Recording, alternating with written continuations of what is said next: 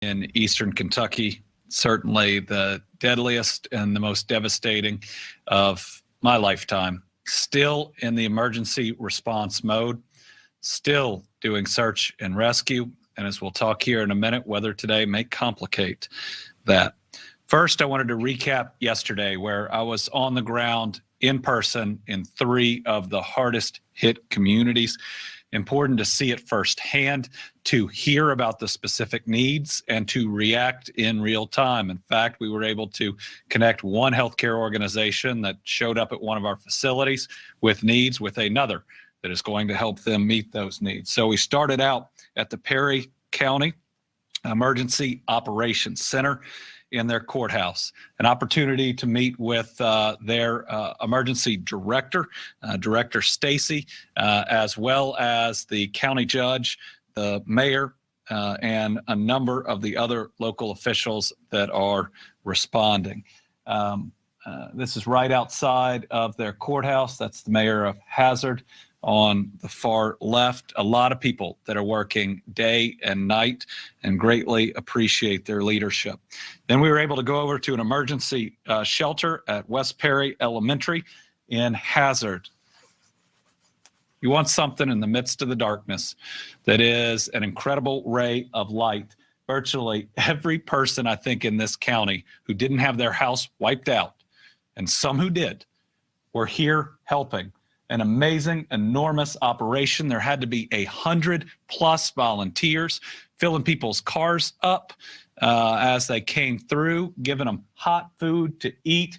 Baby formula to make sure that everybody had what they needed. This is the superintendent who's opened up the school in the black hat, who was, working his hardest to make sure that everybody is taken care of. A enormous thanks to the educators and everybody else who came in to do this. You know, when Mr. Rogers says, look for the helpers, these are the helpers. And the now that we can reach many of these areas, the donations, the food, the water are flooding in. I mean, this school is filled with supplies that are going to help people. They had one whole area of intake just for supplies. Then you know what they had? They had personalized helpers to go around with each family coming in just to help them navigate in the midst of the chaos. Got to talk to some of the families here and the other places too. They don't have anything. I mean, the clothes on their back, but happy to be alive and grateful for the folks that are helping out. Right before I left, I talked to the principal of one of the elementary schools who was away, was able to get to his house and had to pull his kids out of a second-story window. Again, they feel blessed to be here. They had family members picking up supplies from here. Perry County hit hard. Then we went down to Knott County. It is really hard to describe the devastation there. First, we went to the Knott County Sportsplex, where we had a briefing with local officials, volunteers, and their families. This is just outside. Again, people driving up and getting supplies, but you go inside and mountains of clothes.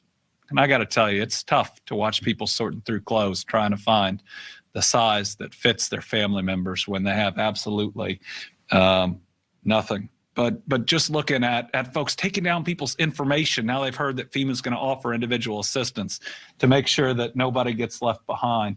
This is the judge right next to me. The mayor is in the, I guess that's kind of salmon-colored shirt. You got the state senator and the magistrate that are here as well. Fish and Wildlife, got a chance to thank them for all those rescues, and they're the ones finding most of the bodies, so make sure they're taking care of themselves. And then we drove down one of the worst hit areas with the judge, and oh wait, this is a church on the way out that set up yet another a place where people can get help. The fire department's grilling out right there Next to it, there are so many supplies inside. They are accepting everything but clothes. They want to make sure that they are getting water, formula, diapers, all the rest. This is faith in action. And there was a Boy Scout troop from Winchester that had just shown up, that they didn't know was coming, that was helping out inside. But then we went down. One of the hardest hit areas. It's really hard to describe. I don't know if we have a couple of photos of it, but I mean, houses swept away for miles. They don't know where some parts of people's houses are. Schools, both in Perry and in Knott County, just ruined. And it's going to take millions of dollars to ultimately repair. Even drove by and got out of the site where those 4 kids were swept away. I've had to do a lot of things that are hard as governor, and that was certainly one of the hardest. And then we headed up to Letcher County, where Letcher was one of the hardest areas to get to, and one of the areas where, because people couldn't get to them, they had set up their own emergency operation, again, trying to help people out, a room full of educators and volunteers helping other people. Got to talk in their emergency operations center. Harlan has set up their road crews, their emergency operations team. Their judge was there too, helping out. And then last thing, we were on the ground. Oh, geez. Virtually all the day was a visit in Whitesburg to a neighborhood with people I know who'd lost everything and had to strip their entire house and put it on the front. As you look down in this neighborhood, everything is ruined, every single thing inside the house. And they're pulling it all out in front because of the mold. I mean,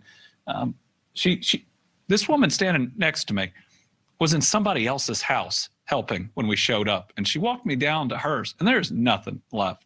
But she got her daughter out, and her daughter's younger than mine, but all the same toys, just gone. Those are her, just wiped out. There's a mayor in the back in the blue there again, helping to, this whole neighborhood had to be rescued, and it was only them. Right? Nobody else could get there. So it was them in kayaks. There was a kid who the water got so high could use a jet ski that they had that was driving around up on top of people's porches to get them out. But let me tell you, these are incredibly strong people. And they were all helping each other out, all up and down the street, even as all their possessions were gone. So another couple tough updates this morning. First, we can now confirm that we have lost 30 Kentuckians to this flooding, and that's going to grow. We know about additional bodies beyond these 30 confirmed. They break down as 7 in Breathitt, 2 in Clay, 16 in Knott, 2 in Letcher, and 3 in Perry. If things weren't hard enough on the people of this region, they're getting rain right now.